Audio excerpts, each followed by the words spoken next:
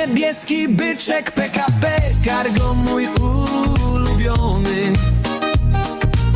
Trąbi potężnie pędząc po szlaku jak szalony. Niebieski byczek PKP, cargo niby zwyczajny,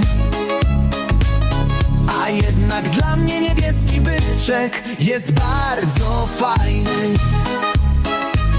Niebieski byczek PKP,